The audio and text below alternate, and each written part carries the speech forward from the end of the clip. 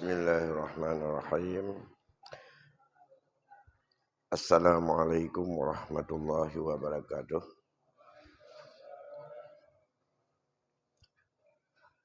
Alhamdulillahi rabbil alamin. Allahumma salli wa sallim ala sayyidina Muhammadin sayyidil anbiya'i wal mursalin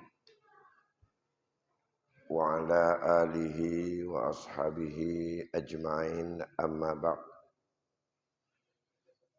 Tengku-tengku, bapak-bapak, orang tua kami semuanya, sidang jamaah yang dimuliakan Allah.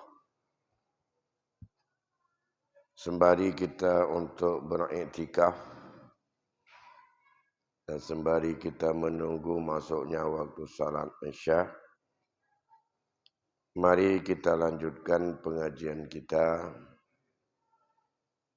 berkaitan dengan ilmu akhlak atau ilmu tasawuf ini, sehingga seperti yang digambarkan oleh Imam Al-Ghazali bahwa amalan ilmu fiqh yang kita lakukan bila tidak dijaga dan diawasi oleh ilmu tasawuf, maka nilai manfaatnya itu tidak ada. Walaupun hanya sekedar kita telah melaksanakan kewajiban yang diperintahkan oleh Allah kepada kita untuk melakukan seperti salat, puasa, zakat, haji, dan lain-lain. Tapi hikmah dibalik dari itu, andai kata amalan fi'liyah, perbuatan hamba ini selalu untuk diawasi dan dijaga oleh nilai ruhiyah, nilai kesufian, dan nilai akhlak dalam hati, itulah yang bisa mencapai kepada martabat manfaat dari ilmu itu sendiri. Ya. Pada malam yang lalu kita bicarakan berkaitan dengan adab bersahabat,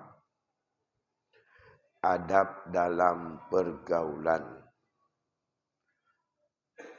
tata cara dan sopan santun dalam kita berkomunikasi dan berinteraksi dengan saudara-saudara kita sesama muslim, bahkan dengan sesama yang setanah air. Di mana menurut pendapat Imam Ghazali berkaitan dengan kasih sayang penuh dengan kebaikan, itu merupakan hasil daripada akhlak yang baik. Sedangkan perpecahan, persengketaan merupakan hasil daripada perbuatan akhlak yang buruk.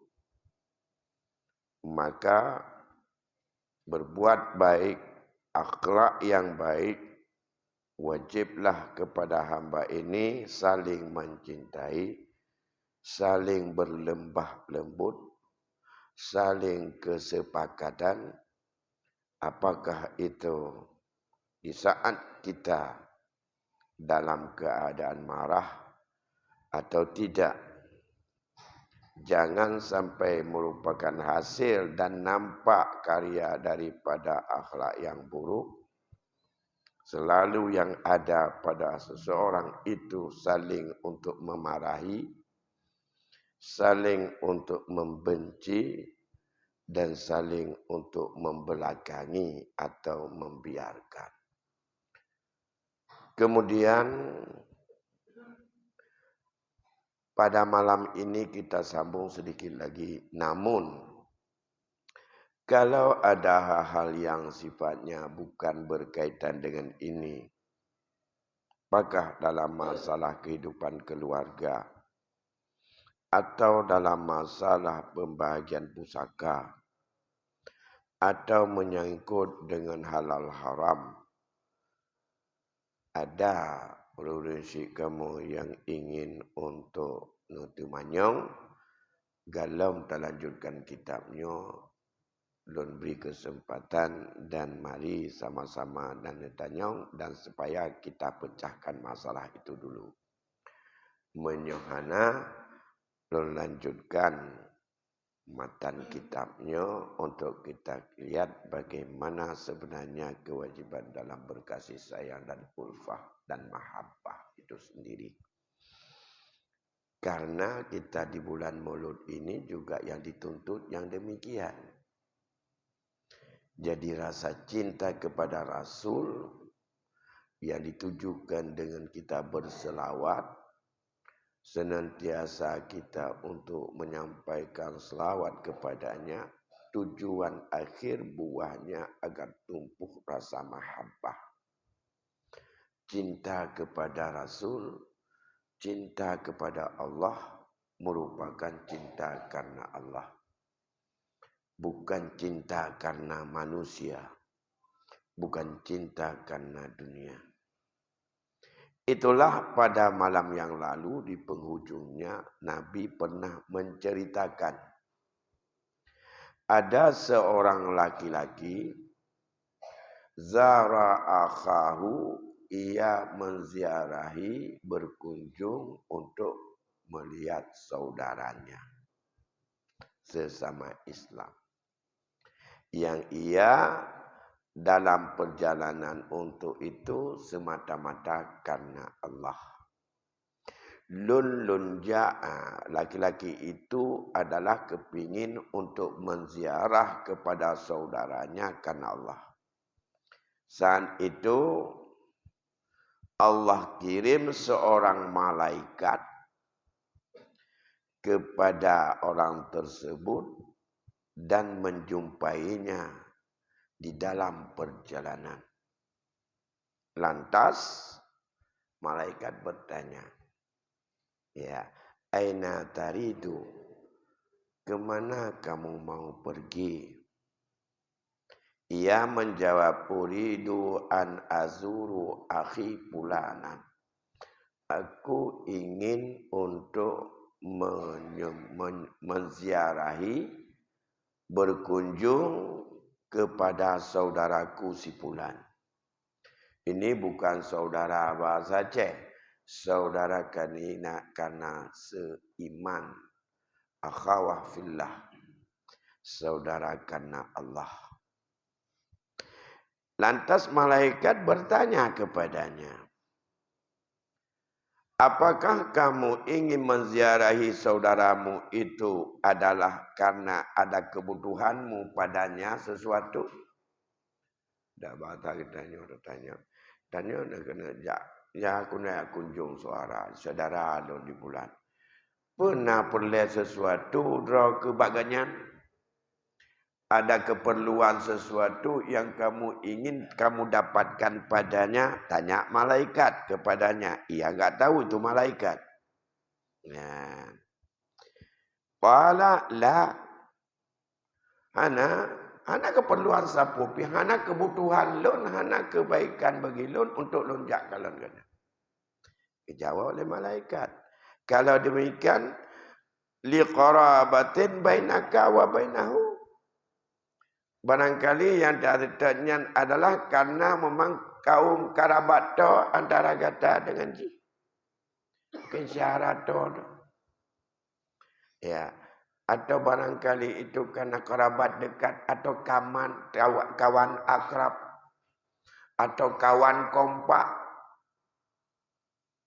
Dijawab di orang nyalam. La, bukan, tidak ada. Dijawab oleh malaikat, apakah fa ni'matillahu indaka? Atau mereka ada sesuatu yang mereka inginkan nak berdatang rasa pada kamu? Dijawab oleh orang lah. Ya. Lantas katanya, fima qal. Menyamanan pun tujuan kajak ziarah cara kan. Hideh nak perlu tapu baji. Jikon ngontol hak ngangkah kon kawan akrab bukan apa itu teman-teman. Sebagai roni barangkali kami untuk mengenang jasa karena kami dulu satu SMA atau kami satu fakultas atau kami pernah berteman dulu kawan akrab dalam sebuah penataran bulan di sana. Apa karena itu? Enggak juga. Nah, tapi menyamanan puji tujuan kena jak denong. Dia jawab di orangnya, uhibbuhu fillah. Aku sayang kepadanya karena Allah. Sayang, sebab sayang wallahu alam. Kon karena jigar hubungan dengan lon, kon karena karena memang iji adalah karena perhatian ke lon, bukan. Tapi puji uhibbu lillah. Lon sayang ke ji memang karena Allah. Itu jawab laki-laki itu. Apa faedah yang diberi di Allah kepadanya? Setelah dia jawab yang demikian, kalau demikian kata malaikat tadi, ya,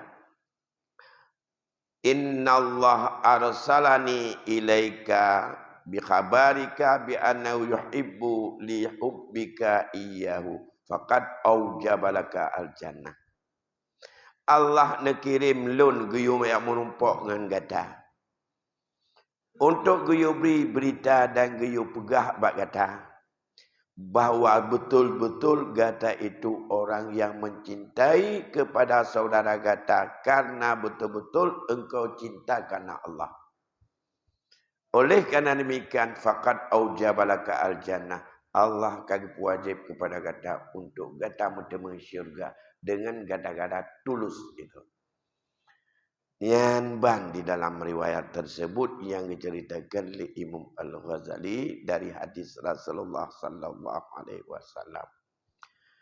Deku-deku yang berbahagia, kiban sebenarnya yang cinta karena Allah dan kon cintanya karena dunia, maka dalam hal ini dijelaskan oleh Imam Al-Ghazali bahawa bersaudara dan berkasih sayang atau bersahabat karena Allah adalah bersaudara dan bersahabat karena agama. Dan menyatakan perbedaan antara bersaudara dan bersahabat karena kepentingan duniawi. Bersahabat itu berarti berkawan. Tak sayang urang na karena dunia, na ada kalaji karena Allah atau karena memang itu perintah Allah. Bersahabat karena Allah yaitu dinamakan dengan ukhuwah fillah. Persaudaraan karena Allah. Yaitu yang disebutkan di dalam Al-Quran dan Al-Hadis. Dan juga banyak diceritakan di dalam pandangan-pandangan sahabat. Dan juga daripada pendapat-pendapat tabi'in yang dahulu. Yang sangat banyak kelebihannya. Dan makna bersahabat atau bersaudara itu sebuah ungkapan, sebuah ibarat yang di dalamnya berhimpun kedudukannya dalam kelakuan dan bercampur di dalamnya antara perbuatan, kelakuan dan perasaan. Di mana yang demikian itu tumbuhlah kasih sayang atau berkasih-kasihan. Yang ban ke Imam Ghazali. Berhimpun itu ada kalanya dengan ikhtiar dan dengan kasat. Musapat, tayak musapat, apakah urang sidra dengan dua ataupun taduk lagi rame-rame. tamu sahod mutahonya na tujuan berhimpun untuk tujuan tertentu yang dipegat dan usaha tajak untuk mutapat karena getanya na manfaat untuk akhirat, na faedah untuk kehidupan di negeri akhirat di hadapan Allah, itu adalah merupakan perhimpunan yang tamu sapat antara sidra dengan orang lain atau tamu sapat rame-rame nyan karena Allah. Tujuan tamu sapatnya karena agama. Sidra getanya murid tajak kunjung tayak putapat do dengan sidra guraya pribadi dengan pribadi karena ingin tertepa dan ingin tayak temanyang sabah-sabah masalah. Atau ingin tayak duk untuk tanah kalan sabah-sabah perilaku kiban yang nabak orangnya sebagai tuntunan bahawa dia itu betul-betul orang yang sangat-sangat taat kepada Allah, nyan geken berhimpun yang lagian na tujuan untuk kepentingan agama. Tamu tapatnya gekenyan itulah merupakan perbuatan yang merupakan mahabbah dan berukhuwah karena Allah untuk tapegat kebajikan. Nyan ban. Menyamenan berhimpun karena mendirikan agama. Lagi getanya tamu tapat terdengan guraya. Yang guranya ahli daripada tariqat atau ahli meratib. Ahli di dalam membimbing rohaniyah.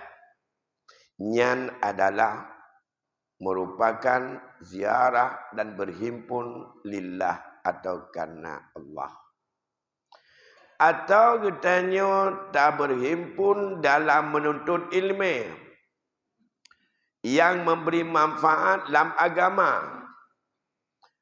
Nyan juga adalah mutangaja mutapat urang tabot tempat untuk nyan getemeng ilmu dan na tujuan karena Allah. Nyan adalah geken nyan bersahabat berhimpun karena Allah. Karena makna bersahabat kan tidak tepat. Bumi tahu. Munyo tidro Jakarta, hino tidro, nyan kan bersahabat nan.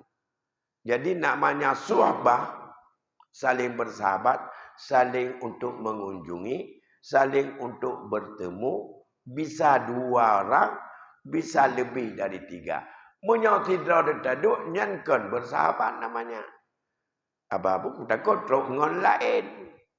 Yang isah macam-macam bak katanya. Nah, dalam halnya, tapi berhimpun hana tujuan untuk kepentingan agama, nyankan persahabatan lillah. Hana usaha, contoh, mutapat urang ikut dewa mukadum, kujai terjabat empreh terbengok. Ku amai urang mutapat nyumpak mandum. Mutapat urang kon kana Allah, bak lapangan bola, kana pertandingan, nyankan suhbah kana Allah. Hana tujuan tak usahakan untuk bertemu karena agama. Untuk bertemu nilai agama. Maka dalam halnya, tak pegat persahabatan. Tabunannya adalah ukhuwah fillah. Silaturahmi. Acara jipu. Konser. Nyahanjit takunyan. Ukhuwah fillah. Sebabkan karena dalam rangka untuk kepentingan dan untuk menemu manfaat kepada kehidupan beragama. Nyankan. Atau tak dapat orangnya pegat pertandingan bola. Orang yang nonton tanya. Genonton tanya pun manfaat untuk agama katanya. Tapi menyokatnya gemuin tak kerja oleh raga. Nak sehat badan. Nyok-cen-cen kan. Boleh-boleh turak-turak orang main. Ayat turak le bengah cok ti lau glawa tu orang main. Pugah meno ke dia kati pak. Pada urutan tanda pun. Cok ni betul. Lawa tu orang main bengih. Bebut. Memancing untuk marah. Ya, apa yang terjadi baru-baru ini? Bebut. Dan itu karena fanatik. Yang bukan karena Allah. Perhimpunan-perhimpunan orangnya. Mutapat urang bak kafe. Na urang melimau tuh draw hinan. Mati-mati je kupi gerau. Ya. Tujuan yang mutapat kenapa? Adam kopi duduk bawa cakap. Nah manfaatkan Allah. Nah nyankan persahabatan kan Allah. Udah sampai nah. Kebetulan lu dia kopi. Dia mengan. Oh ya awak dia kopi kena. Pegaju abah dia. Oh ke dihana urusan. Tapi bersahaja dengan ikhtiar. Lunjak bagi dia pulang. Enuhan nak tengku pulang ni nak. Dia menumpuk baganya. Dia menumpuk kan. Cakap-cakap aja. Kon kebetulan. Nah sesuatu yang ingin untuk kita nyukalan. Atau ingin kita tanya, atau ingin kita tupu, na ikhtiar dengan sesuatu yang gepenan adalah merupakan persahabatan atau ukhuwah karena Allah berhimpunnya dengan usaha dan dengan kasat untuk bertemu manfaat kepada kita dan bernilai ibadah. Maka ya berhimpun untuk berbuat kebajikan, berhimpun untuk menuntut ilmu, dan yang akan bertemu manfaat kepada orang yang menuntut, dan juga berhimpun karena mendirikan agama, berhimpun dengan guru-guru dalam rangka untuk mendapatkan tuntunan, dalam rangka berzikir dengan murid-muridnya. Berhimpun semurid dengan sesama muridnya di dalam segala untuk saling mengunjungi atau saling mengunjung di dalam madrasah, di dalam sekolah, di dalam pesantren untuk menuntut ilmu dan karena berbuat kebajikan. Dan itu semuanya adalah karena usaha. Bersahaja untuk mensapat nyan gekun nyan getanyo mandu benar himpunnya nyan persaudaraan karena Allah. Maka baik bengeh-bengeh di getanyo di tayu pesapat anu di pesantren dalam persoalan karena Allah timohlah pulain bacut yang kon karena Allah nyan memang kadang-kadang bisa terjadi tapi tak yang manfaat lebih-lebihnya yang tengah sibuk dengan hari santri. Bahkan kejut, nah ada posisi makna hari santri, hari anu member di daya, hari anu member di daya yang tinggal ke pegang tanggal 22 akan mengenang pada saat setelah agresi kedua Belanda Urojit tanggal 22 merupakan bangkitnya santri untuk mengganyang terhadap Belanda saat agresi kedua setelah merdeka ingin menguasai. Momen itulah yang diambil tanggal 22 sebagai disebut hari santri. Sebenarnya orangnya yang harus ingat hari santrinya adalah kita harus tahu bahwa membentuk ukhuwah fillah terhadap lembaga daya. Lembaga pesantren itu pada awal-awalnya betul-betul terbentuk manusia yang mandiri. Walaupun tak pernah ada orang berpikir kemandirian ekonomi dia itu apa yang harus diberikan. Tradisi di pesantren hanya pernah geca umpang beruh, gejak udaya, gekirim peng di urunci, nyuroji, nanti jino. Nyo menyotaman ikahinan itu nyopat ke kerja. Ana pernah mendengar di pedanya nu. Ana pernah dengar. Itu oban tamat pada trenyo ikah lapangan kerja pat padup gaji gak pernah terbayang. Orang yang semua buat pergi pesantren ana pernah yang gebuat targetnya untuk mendapat finansial bahkan tidak pernah ada. Yang nak tujuan ke semua buat ngat rasih kitab yang kada gebet baik tua.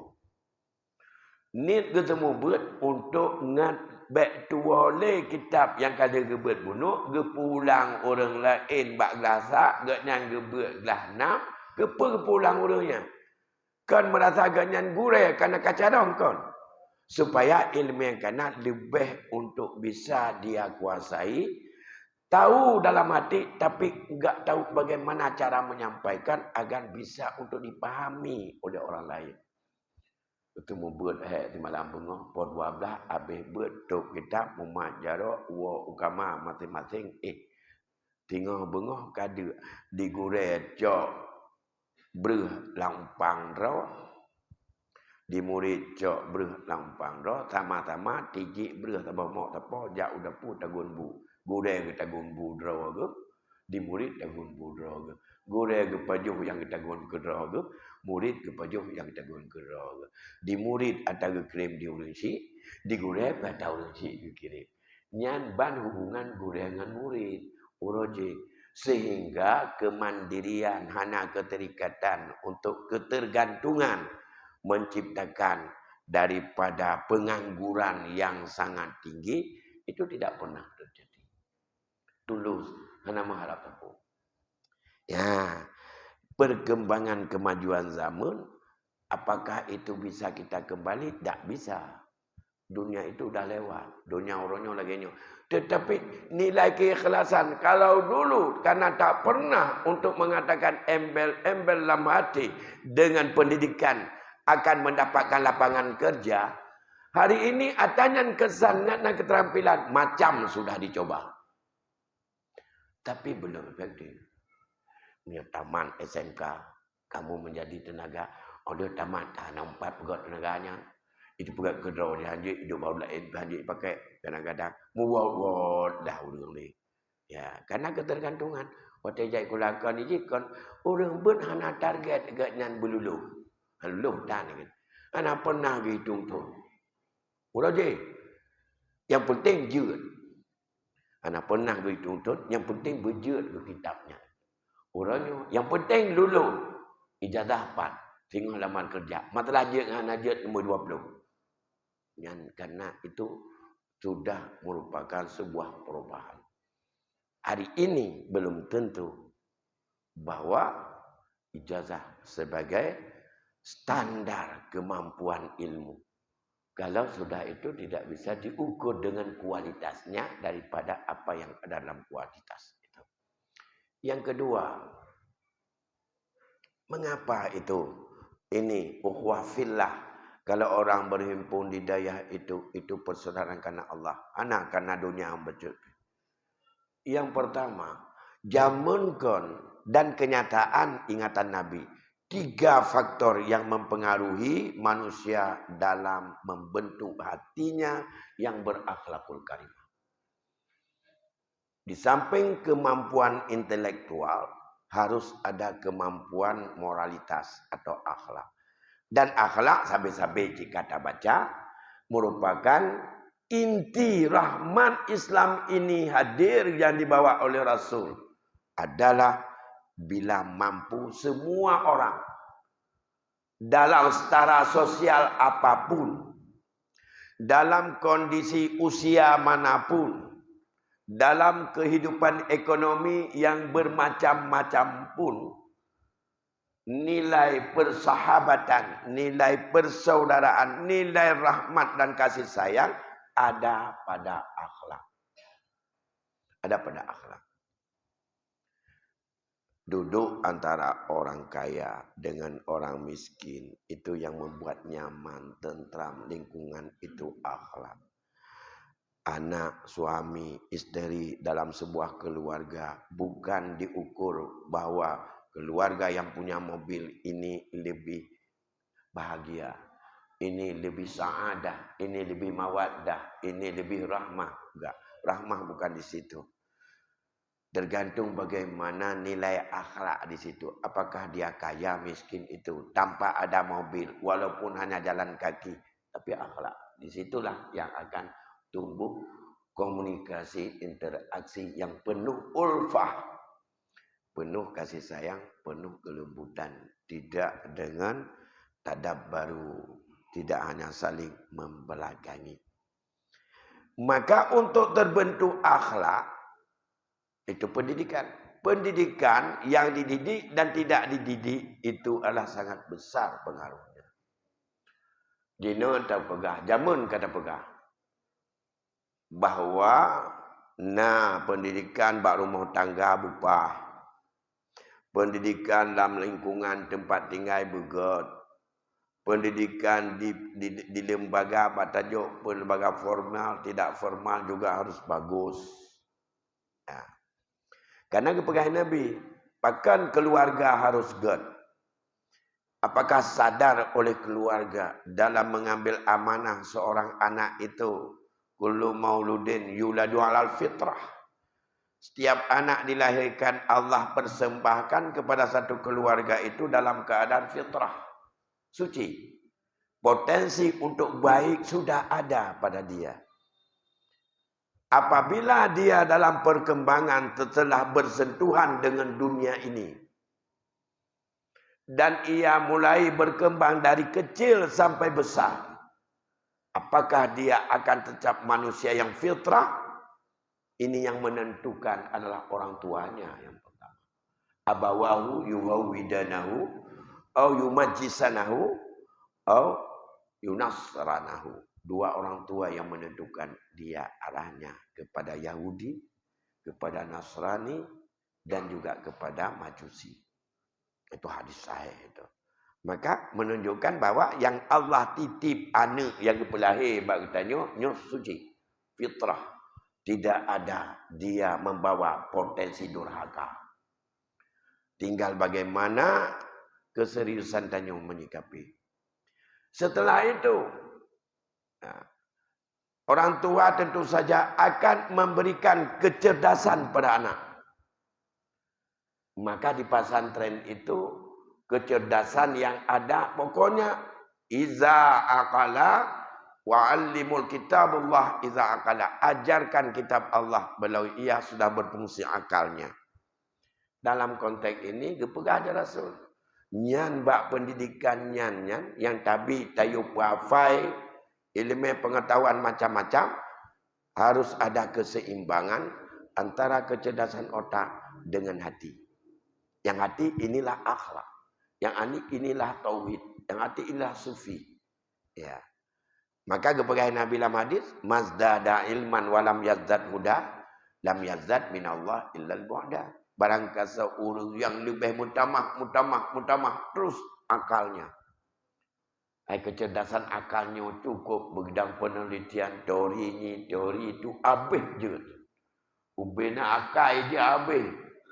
Pun mentau diciptanya pencipta dia pencipta macam-macam tu lahir.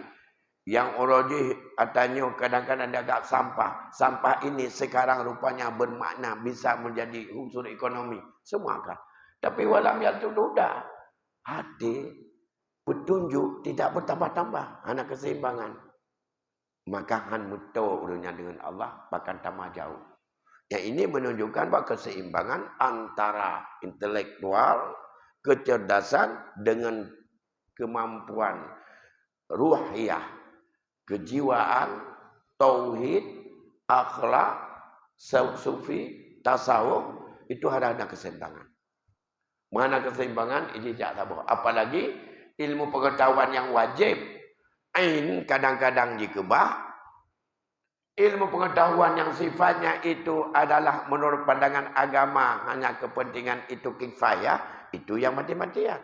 Mengapa? Karena orientasi ilmu sekarang sudah mengarah bukan kepada kemampuan diri. Dalam rangka untuk betul-betul bisa melaksanakan kehidupan di dunia ini karena Allah. Tapi lebih berorientasi tua adanya, nak orientasi menjadi finansial dengan ilmu itu supaya ilmu itu bisa dihargai oleh orang lain. Akibatnya, maka orangnya sebenarnya bagaimana seorang anak dalam pendidikan hari ini? Tanya je tak fikir-fikir ke dah. Anak ke tanya masa kita tak fikir. Tak pegah ini orakan anak ke tanya dijak tikula, jiwa tikula, hai patih tele. Yang menurut tak tanya tikula pat apa dua je dia. So gure je dia. Berapa persen dia tahu agama? Dan apakah dia pergi pendidikan sampai S3 itu, apakah ada hubungan dengan keseimbangan kepada ilmu pengetahuan yang sifatnya moral dan akhlak? Atau dia hanya mencerdaskan daripada yang keintelektual itu semuanya? Ini yang tak lahat rawat tu. Belum satu dengan faktor lingkungan. Al-mar'u ala dini khalilihi falyanzur man yukhalilu. Seorang itu adalah sangat ditentukan karakter, gaya dan otaknya menurut temannya. Maka siapa temannya hendak menjadi perhatian. Lebo faktor lingkungan, lembaga, mamnya jenu anu derajat kulawa mereka ji pat. Ngani mengontongon. Olehnya kemampuan daripada safety diri setinggi apa? Apakah dewa mau betul-betul yang selesai atau kita yang melepaskan anak kita pada tempat untuk bisa dia apa yang diingatkan dalam hadis tadi.